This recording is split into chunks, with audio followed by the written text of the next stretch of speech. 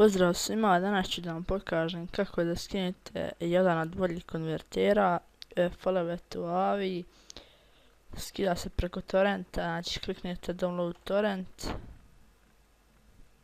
i ovdje dobijete i kliknete tu i samo idete na OK i to će se preuzme i pisat će ovako setting kada se skine. Evo vidite, polako se skida. Ja neću, pošto ga već imam. I kada ga skinete dobit ćete ovakav folder, idete ovdje, idete run, next,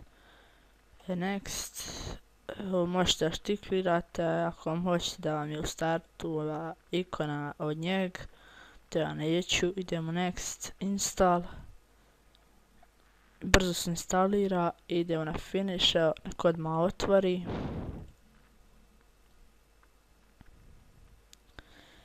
I evo sada nagodite gdje hoćete, možete nagoditi gdje hoćete da vam onaj bude,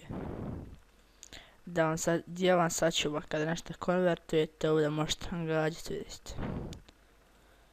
U šta hoćete, u video, u mp3, u mp4 i tako dalje.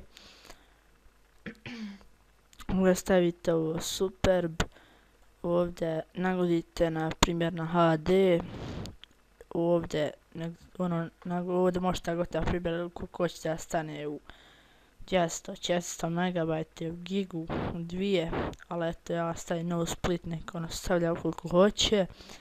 Ovdje stavite ovo best i evo ovdje možete koliko hoćete posto zvuka, evo ja uvijek ostavim na 100%. Evo ubacit ćemo jedan video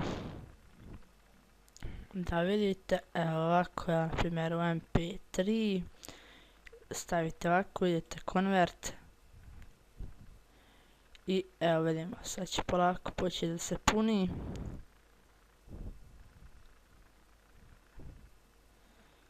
I konvertovat će ga, evo brzo, već ga je konvertovalo zato što ne zauzma puno.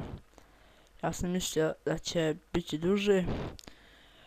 Onda to vam sačuva na local disk C u video output i eto tu imate te video klipove što konvertujete ili pjesme, šta bilo, i to je to. Hvala što ste gledali ovaj tutorial.